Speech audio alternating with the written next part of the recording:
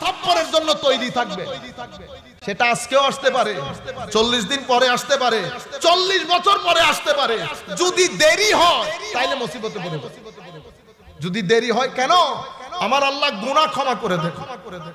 আমার আল্লাহ কেমনে ক্ষমা করে জানে? আপনি রাস্তা দিয়ে হাঁটতেছেন, একবার পাথরের গুতা খাইছে, গুনাহ মাফ হচ্ছে। আরেকবার কাটা বিঁধে গেছে, গুনাহ মাফ। আরেকবার আরেকজনের সাথে ধাক্কা লেগেছে, গুনাহ মাফ। শেষ পর্যন্ত আমার নবী বলছেন, হাত্তা শাউকাতা ইউশাক্কুহা ইল্লা কাফফারাল্লাহু বিহা খাতায়াহু কামা ক্বালা নবী সাল্লাল্লাহু আলাইহি ওয়াসাল্লাম। এই যে কাঁটার গুথা খেয়েছেন, এটার মাধ্যমেও আল্লাহ বান্দার গুনাহ ক্ষমা করে দেন। ইমাম ইবনে কাসির ইন্নাল্লাহা লা ইয়াগফিরু আন ইউশরাকা বিহি ওয়া ইয়াগফিরু মা দুনা যালিকা লিমান ইয়াশা আয়াতের ব্যাখ্যায় অসংখ্য হাদিস একসাথে জমা করেছেন আল্লাহ কিভাবে ক্ষমা করেন। আমি সব সময় এগুলা খালি পড়ি, এগুলা পড়লে ভিতরে একটা আশা তৈরি হয় যে আমার আল্লাহ ক্ষমা করে দিবেন, আমার আল্লাহ ক্ষমা করে দিবেন। কিভাবে ক্ষমা করেন? তো আপনি দুই ডেস্কের মধ্যে দুইটা জিনিস রেখেছেন, আপনি ভুলে গেছেন কোনটাই রেখেছেন। একটা টেনশন হয়েছে না, দূর কোনটাতে রাখলাম। আমার আল্লাহ এই টেনশন ক্রিয়েট করে বান্দার গুনাহ ক্ষমা করে। শেষ পর্যন্ত বান্দার রোগ, কষ্ট, মানসিক কষ্ট, হঠাৎ করে চোখের ভিতরে পিঁপড়া ঢুকে গেছে, চুল পড়েছে, এই যে একটু কষ্ট পেয়েছেন, এটার মাধ্যমে আল্লাহ উম্মতের বান্দার গুনাহ ক্ষমা করে।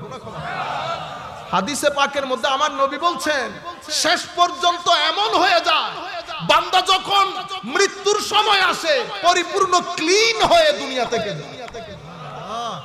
আর যদি তার কিছু গুনাহ বাকি থাকে, সেই গুনাহও আল্লাহ মৃত্যু যন্ত্রণা বাড়িয়ে দিয়ে তার গুনাহ মাফ করে দেন। দিন, মনে রাখবেন, দিন অনেক ইবাদত, আপনার জীবনের অনেক ইবাদত। আমি দুই একটা ঘটনা বললে আপনি পুরা দিনের কনসেপ্টটা বুঝতে পারবেন।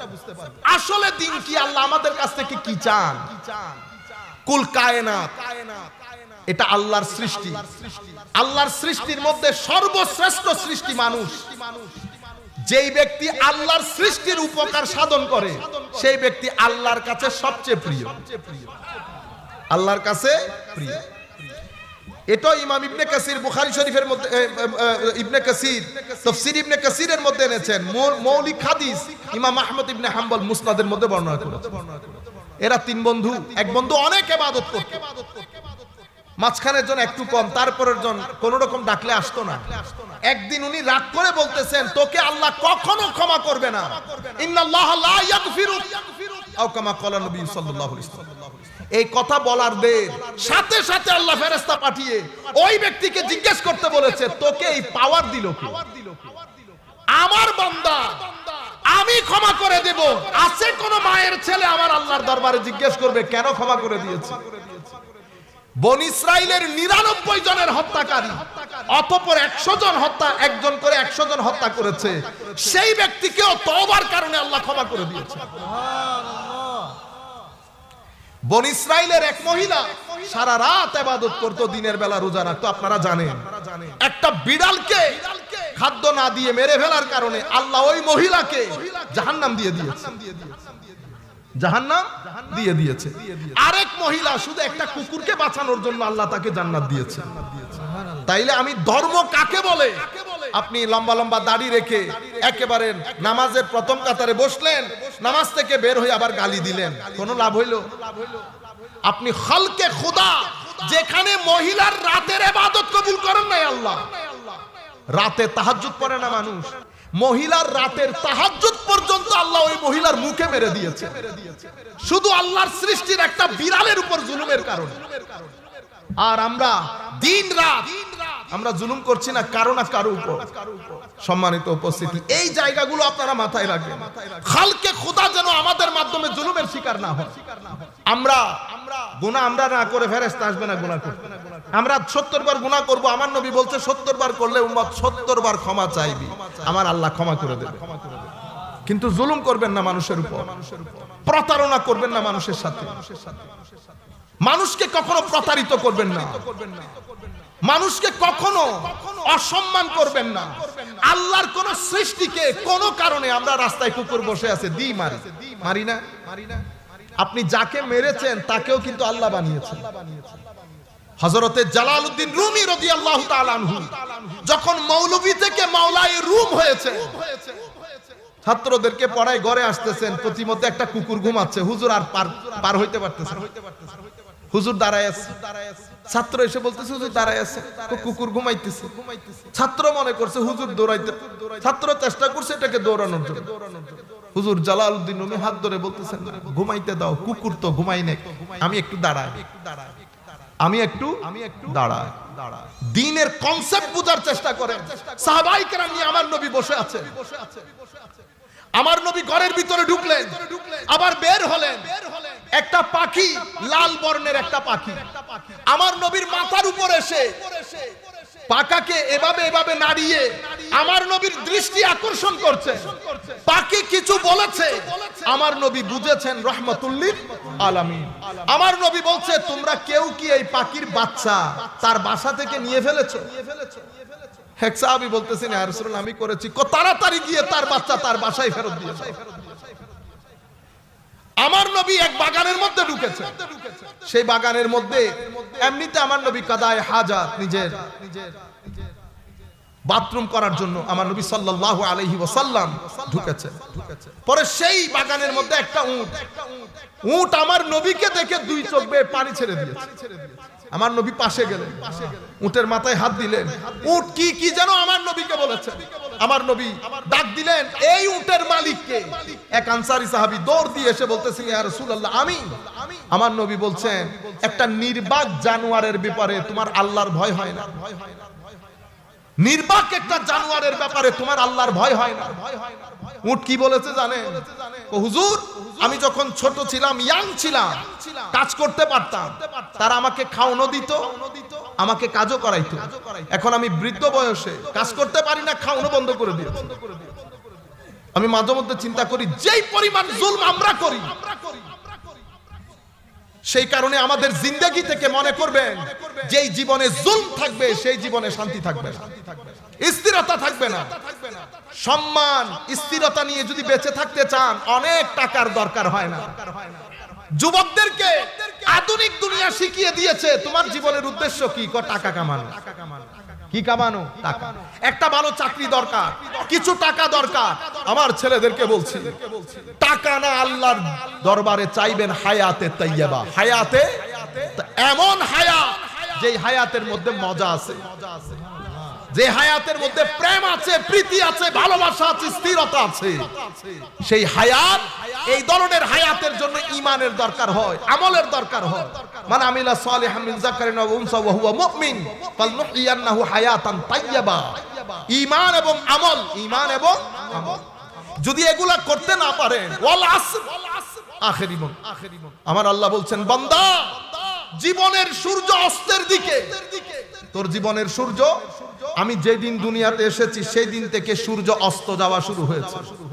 সূর্য অস্ত যেতে যেতে আসরের সময়ে সূর্য এমন অবস্থার মধ্যে থাকে, না পরিপূর্ণ দিন না পরিপূর্ণ রাত। আমাদের অনেকের জীবন এখন 5টার দিন হয়ে গেছে, 5টার। কারো জীবন বেশিরভাগ অন্ধকার, সামান্য আলো রয়ে গেছে, হয়তো 1 মাস, হয়তো 1 বছর। আপনারা বুঝতে পারছেন? কিন্তু দুনিয়া আমাদের অন্তরকে এত কঠিন করে দিয়েছে, সুম্মা কাসাত কুলুবুকুম ফাহিয়া কাল হিজারা হয়ে গেছে, পাথরের চেয়ে কঠিন হয়ে গেছে। কথাগুলো আমাদের ভিতরকে ধাক্কা লাগায় না, অথচ এগুলা মানুষের জীবনে বিপ্লব তৈরি করার কথা। কারণ এটা এমন একটা পরোয়ানা, এখান থেকে আমি নিজেকে কোনো রকম বাঁচাতে পারবো না। মৃত্যু তো মৃত্যু। আমার জীবন চলার পথে এখানে কত ঘটনা আমার জন্য অপেক্ষা করছে আমি কি জানি? করোনার মাধ্যমে হাজারে হাজার লাখে লাখে মানুষ পৃথিবী থেকে চলে যাবে। আমার পরিবারের মধ্যে, লাখ বাংলাদেশের পরিবারের মধ্যে মা মরে ঘরের মধ্যে পড়ে থাকবে, 3 দিন আগেও বাচ্চা জেনেছে। এটা জিন্দেগি। এই চলার পথে কত ধরনের দুর্ঘটনা ঘটবে। আপনারা আমরা মনে করছি এটা বড় গ্রিনারি জীবন, গ্রিনারি জীবন না। ওয়াল আসর, আমার আল্লাহ বলছে বান্দা জীবনের সূর্য অস্তমিত। ইন্নাল ইনসানা লাফি খুসর। তোমার চোখ, কান, নাক, গলা, সামগ্রিক জীবন, চোখ দিয়ে মুখ দিয়ে তুমি গুনার সাগরের মধ্যে আছো। তোমার মুখকে জিজ্ঞেস করো কোন কাজ তোমার মুখ পরকালের জন্য করেছে। তোমার চোখকে জিজ্ঞেস করো। ইন্নাল ইনসানা লাফি খুসর। তুমি সামগ্রিকভাবে নেগেটিভ ফোর্স দিয়ে দিয়ে পুরা নেগেটিভে পরিণত হয়েছে। মনে রাখবেন, ভালো কাজ হবে প্রতিক্রিয়া ভালো হবে, খারাপ কাজ হবে প্রতিক্রিয়া খারাপ হবে। প্রত্যেক ক্রিয়া তার প্রতিক্রিয়া রাখবে। আপনি মনে করছেন একজনকে থাপ্পড় দিয়ে দিয়েছেন এটা খতম, এটা কখনো খতম হয় না। ক্রিয়া তার প্রতিক্রিয়া রাখবেই।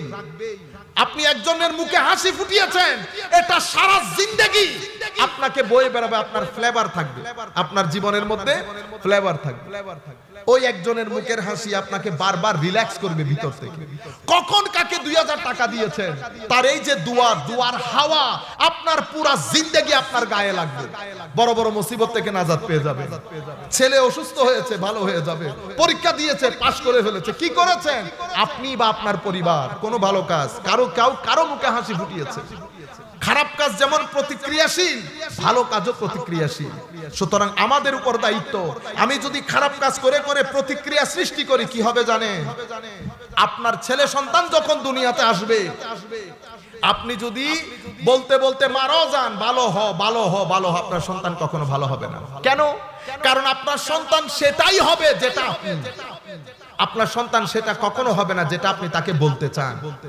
বলে লাভ নাই, যেটা আপনি সেটাই আপনার সন্তান। ফিঙ্গারপ্রিন্ট বের হবে, ব্লুপ্রিন্ট।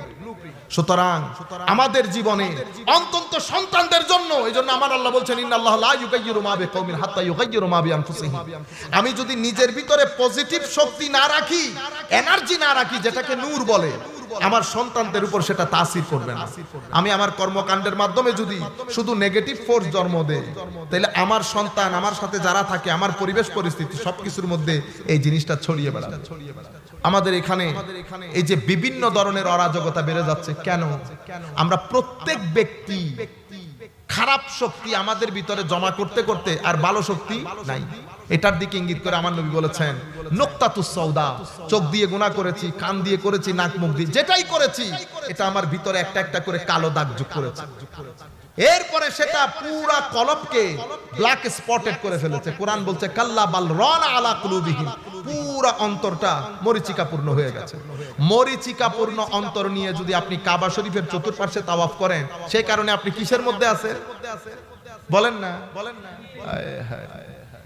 আপনি বুঝতেই পারছেন না কোন জায়গায় আপনি এসেছেন। অথবা আপনি ওই আপনার হুজুরদের, আমাদের পিছনের রব্বানা আতিনা ফিদ দুনিয়া হাসানাতাও, তারপর একজনে ফোন দিছে, হ্যাঁ রব তাওয়াফে পরে কত হবে রব্বানা। আপনি শুধু শরীর না তো বেটা, আপনাকে মনও দিয়েছেন আল্লাহ। আপনি একবার ফিল করেন তো কোন জায়গায় আপনি হাঁটতেছেন। এমন জায়গায় হাঁটতেছেন যে জায়গায় আমার নবী হেঁটেছে। কুল কায়নাতের আম্বিয়ায়ে কেরাম, আউলিয়ায়ে কেরাম, গোস কুতুব আবদাল যে জায়গায় হেঁটেছে, যে জায়গা ফেরেশতা ঘিরে রাখে, সেই জায়গায় আপনার কদম পড়ছে। এর চেয়ে বড় শুকরিয়া আল্লাহর দরবারে কি? আপনি তো ভিতর থেকে বলবেন আল্লাহ আলহামদুলিল্লাহ, মওলা আলহামদুলিল্লাহ, তুই আমার মতো গরিব ফকিরকে কোন জায়গায় দাঁড় করাই দিলি মওলা। আপনি যখন ভিতর থেকে এই আন্দাজে করবেন, আমার আরশের খোদা খুশি হয়ে যাবেন। আপনি কাবাতুল্লাহর ভিতরে ঢুকেও নিজেকে কানেক্ট করতে পারতেছেন না, আপনার নেগেটিভ ফোর্স আপনাকে বরবাদ। ঠিক আছে কিনা? মনে রাখবেন, তোমার সংস্কৃতি আমার সংস্কৃতি এক না। তুমি উপরের জায়গায় থাকো, ঘরের মধ্যে ইংরেজিতে কথা বলো, হ্যাঁ, চামচ দিয়ে টুঙ্কা টুঙ্কা করে খাও, বার্গার খাও, পিজা খাও, চিকেন ফ্রাই খাও, ইংরেজিতে কথা বলো। তোমাদের বাপ মেয়ের ড্রেস আপ গেট আপের ঠিক নাই। এটা কোনটাই আমাদের না বাঙালি সংস্কৃতি না মুসলমান সংস্কৃতি। বুঝতে পেরেছেন আপনারা? কোন কিছুর সহযোগিতা জাতি আপনাদের কাছ থেকে পায় না। এই আপনারাই আবার বড় জায়গার মধ্যে বসে আমাদেরকে দেশপ্রেম শিখান। আপনি আমাকে দেশপ্রেম শিখাইতে হবে না, সময় বলে দেবে দেশপ্রেম কার ভিতরে আছে। আপনারা বুঝতে পেরেছেন? খেটে খাওয়া মানুষ যেগুলাকে আপনি জীর্ণশীর্ণ বলছেন, সত্যিকার দেশপ্রেম এরাই ধারণ করে। বাংলায় কথা বলে, শুটকি দিয়ে খাদ্য খায়, শুটকি দিয়ে ভাত খায়। এদের ঘরের মেয়েরা ছেলেরা বাঙালিয়ানা ড্রেস আপ গেট আপ পরে, মুসলমানের সংস্কৃতির সাথে মিলে এমন ড্রেস আপ গেট আপ পরে, আমরা আধা ইংরেজি আধা বাংলাতে কথা বলি না, আধা ইংরেজি আধা বাংলার লোক যেন আমাদেরকে সংস্কৃতি, আমাদেরকে জীবন আচার, আমাদের ইতিহাস ঐতিহ্য এটা আপনি শিখাইতে হবে না। বাংলাদেশের 90% মুসলমানকে রিপ্রেজেন্ট করে এমন ব্যক্তিকে এনে আপনি দিন ধর্ম জিজ্ঞেস করেন, জীবন আচার জিজ্ঞেস করেন। আফসোসের বিষয় হচ্ছে প্রত্যেক দিন আমাদের এখানে ক্লাব সংস্কৃতি বেড়ে যাচ্ছে, মদ্যপানের সংস্কৃতি বেড়ে যাচ্ছে, বিয়ের নাম দিয়ে বেহায়াপনার বাজার গরম হয়, নাটক সিনেমার গায়ে হাত দেওয়ার জায়গা নাই, নাটক সিনেমার গায়ে হাত দেওয়ার জায়গা নাই। আমরা উন্নতি, উন্নতি মানে কি? টাকা বেশি হওয়া। উন্নতি মানে টাকা বেশি হওয়া না, উন্নতি মানে জাতি শিক্ষিত হওয়া। আবার শুধু শিক্ষার দরকার নাই আমেরিকা ইংল্যান্ডের মতো। আপনি এমন হার্ভার্ড বিশ্ববিদ্যালয় দিয়ে কি করবেন যে হার্ভার্ড বিশ্ববিদ্যালয় আত্মহত্যা দমনে কোনো ভূমিকা রাখতে পারে না, এমন হার্ভার্ডের দরকার আছে। আত্মহত্যা দমন আপনি করতে পারবেন না, এটা দমনের কাজ খানেকা, এটা দমনের কাজ কার? খানেকা, আল্লাহর ওলিদের। এখন আল্লাহর ওলিরা খানেকা, আপনি এগুলাকে যদি পিছনে ঠেলে দেন, আপনি মনে করতেছেন এরা আর কি করে, ও ভাই এরা যেই কাজ করে আপনি সেই কাজ করতে পারবেন না। উন্নতি কেমনে হয়? উন্নতি আপনি মানুষকে উন্নতি করছেন, তো যদি জিনকে উন্নতি করতেন তো আগুনের উপর কনসেন্ট্রেট করতেন, কারণ জিনের কাছে আছে আগুন। ফেরেশতার উন্নতি শুধু নূর, খাদ্যদ্রব্য কিছু নাই, ওটার উপর কনসেন্ট্রেট করে।